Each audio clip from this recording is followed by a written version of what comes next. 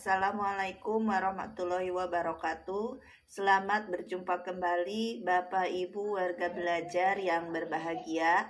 Dengan saya Ane Mustikawati selaku tutor mata pelajaran sejarah paket C di PKBM Bina Pandu Mandiri. Mudah-mudahan kita semua senantiasa ada dalam lindungan Allah Subhanahu wa Ta'ala. Para warga belajar yang berbahagia, pada kesempatan saat ini saya akan menyampaikan materi pembelajaran yang berjudul Perkembangan Kehidupan Politik dan Ekonomi Bangsa Indonesia pada masa awal reformasi. Pada pertengahan tahun 1997, Indonesia dilanda krisis ekonomi. Harga-harga mulai membumbung tinggi sehingga daya beli rakyat sangat lemah. Seakan menjerit, lebih-lebih banyak perusahaan yang terpaksa melakukan PHK terhadap karyawannya. Diperburuk lagi dengan kurs rupiah terhadap dolar sangat rendah. Nah, disinilah para mahasiswa, dosen, dan rakyat mulai berani mengadakan demonstrasi memprotes kebijakan pemerintah. Setiap hari, mahasiswa dan rakyat mengadakan demonstrasi mencapai puncaknya yaitu pada bulan Mei 1998 dengan berani meneriakkan reformasi di bidang politik, ekonomi, dan hukum. Latar belakang dari reformasi yang pertama yaitu krisis ekonomi, yang mana di dalamnya yaitu tentang utang negara, penyimpangan pasal 33 Undang-Undang Dasar 1945, korupsi, kolusi, dan nepotisme, dan politik sentralisasi. Kemudian yaitu yang kedua krisis politik, yang ketiga krisis hukum, dan yang keempat krisis kepercayaan. Kronologis reformasi yang pertama, pada bulan Mei 1998, mahasiswa mulai menggalang unjuk rasa. Yang kedua, pada tanggal 12 Mei 1998, unjuk rasa mahasiswa Universitas Trisakti. Yang ketiga, pada tanggal 13 sampai 14 Mei 1998, kerusuhan massal dan penjarahan. Yang keempat, 19 Mei 1998, mahasiswa menduduki gedung MPR DPR. Yang kelima, pada tanggal 19 Mei 1998, pimpinan MPR DPR yaitu mengeluarkan pernyataan yang berisi tentang anjuran agar Presiden Soeharto mengundurkan diri. Yang keenam, pada tanggal 20 Mei 1998, Presiden Soeharto mengundang tokoh agama dan masyarakat untuk dimintai pertimbangan. Yang ketujuh, pada tanggal 21 Mei 1998, Presiden Soeharto meletakkan jabatannya sebagai Presiden RI.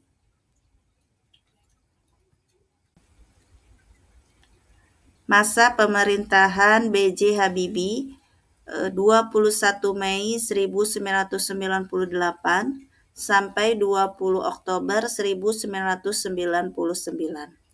Adapun kebijakan politik yang dibuat pada masa pemerintahan B.J. Habibie diantaranya yaitu yang pertama pembentukan kabinet, yang kedua amnesti kepada tahanan politik seperti Sri Bintang Pamungkas, Sanana Gusmo, Mohtar Pakpahan, dan Budiman Sujatmiko. Yang ketiga, kebebasan menyuarakan pendapat. Yang keempat, sidang istimewa MPR. Yang kelima, pelaksanaan pemilu 1999. Dan yang keenam, melaksanakan jejak pendapat Timor Timur 30 Agustus 1999.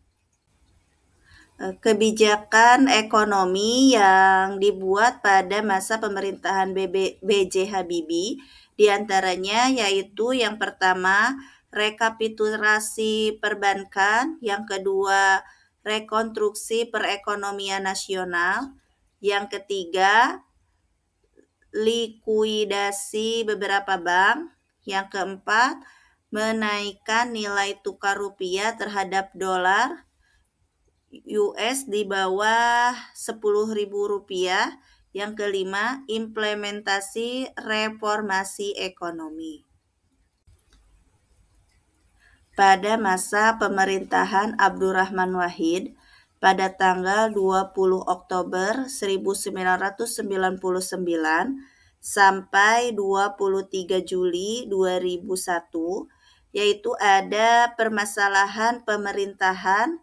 Yang pertama yaitu praktik KKN, yang kedua pemulihan ekonomi, yang ketiga masalah BPPN, yang keempat kinerja BUMN, yang kelima pengendalian inflasi, yang keenam mempertahankan kurs, yang ketujuh masalah jejaring pengalaman sosial. Kebijakan sosial budaya pada masa pemerintahan Abdurrahman Wahid, yang pertama yaitu Kepres nomor 6 tahun 2000 mengenai pemulihan hak sipil penganut agama Konghucu. Yang kedua, menetapkan Tahun Baru Cina atau yang sering kita kenal dengan sebutan Imlek. Adapun kebijakan politik pada masa pemerintahan Abdurrahman Wahid, yang pertama yaitu pencopotan Kapolri Jenderal Polisi Rusman Hadi, yang kedua pencopotan Kosuspen Hankam Maijen TNI Sudrajat, yang ketiga pencopotan Menko Polkam Wiranto, yang keempat pengumuman menteri yang terlibat dalam KKN di Kabinet Pembangunan. Yang kelima, menyetujui nama Irian Jaya menjadi Papua pada akhir bulan Desember pada tahun 1999. Pada masa pemerintahan Megawati Soekarnoputri, yaitu pada tahun 2001 sampai 2004, Megawati Soekarnoputri diangkat pada tanggal 23 Juli 2001 sebagai Presiden RI menggantikan presiden sebelumnya yaitu Abdurrahman Wahid. Kemudian Presiden Abdurrahman Wahid diberhentikan melalui sidang istimewa MPR karena mengeluarkan dekret pembubaran MPR DPR dan Partai Golkar. Masa pemerintahan Megawati Soekarnoputri yaitu ada kebijakan ekonomi politiknya. Yang pertama yaitu utang luar negeri hingga 150,8 miliar US dollar. Yang kedua, krisis ekonomi 1997, pendapatan per kapita 465 US dollar. Melalui kebijakan pemulihan keamanan berhasil menaikkan pendapatan per kapita hingga 930 US dollar. Yang ketiga, melonjaknya kurs dolar ke angka 8.500 rupiah per dolar.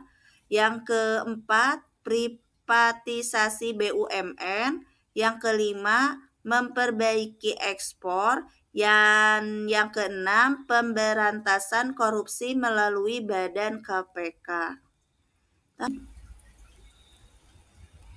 Masa pemerintahan Susilo Bambang Yudhoyono, Jilid 1 pada tahun 2004 sampai 2009 dan Jilid 2 pada tahun 2009 sampai 2014. Adapun kebijakan ekonomi yang dibuat pada pemerintahan Susilo Bambang Yudhoyono, yang pertama, menutup hutang kepada Paris Club sebesar 136,6 miliar US dollar, maka SBY mengeluarkan kebijakan berupa menambah hutang ke CGI sebesar 3,4 miliar US dollar. Yang kedua, pada tanggal 19 Desember 2004, menaikkan harga BBM mewah yang dialokasikan untuk dana pendidikan dan menutup hutang ke luar negeri. Yang ketiga, melanjutkan pertumbuhan ekonomi yang dijalankan Megawati dan berhasil menekan inflasi sebesar 0,56%. Yang keempat, sedikit demi sedikit menarik dana subsidi migas yang selama ini membebani pemerintah. Yang kelima, meningkatkan harga indeks saham gabungan. Yang keenam, mengandalkan pembangunan infrastruktur massal yang mendorong pertumbuhan ekonomi serta mengandung investor asing dengan janji memperbaiki iklim investasi. Yang ketujuh, meningkatkan kampanye anti korupsi, mengeluarkan Kepres percepatan penindakan korupsi dan melakukan tindakan secara konkret. Kebijakan politik pada masa pemerintahan Susilo Bambang Yudhoyono. Yang pertama, memantapkan penghapusan dui fungsi ABRI. Yang kedua, melaksanakan pemberantasan korupsi dengan menahan pejabat-pejabat yang terlibat korupsi tidak kurang dari Aulia Pohan, Gubernur BI, yang merupakan besannya sendiri. Yang ketiga, memperpanjang darurat sipil dan mengadakan perundingan dengan tokoh GAM di Helsinki melalui perantara krisis manajemen inisiatif di bawah pimpinan Marty Ahtisaari. Dan kemudian pada masa akhir jabatannya, setelah 2 periode masa pemerintahannya, yaitu pada tahun 2004 sampai 2009 dan periode tahun 2014, pemerintahan Susilo Bambang Yudhoyono berakhir sesuai dengan ketentuan Undang-Undang Dasar 1945 Pasal 7 tentang masa jabatan presiden yang dibatasi untuk 2 periode. Para warga belajar yang berbahagia, demikianlah materi yang dapat saya sampaikan pada kesempatan ini. Terima kasih atas segala perhatiannya. Dan untuk selanjutnya, jangan lupa untuk menuntaskan pembelajaran berikutnya, yaitu dengan menyelesaikan penilaian. Sekian dan terima kasih. Wabillahi taufiq wal hidayah. Wassalamualaikum warahmatullahi wabarakatuh.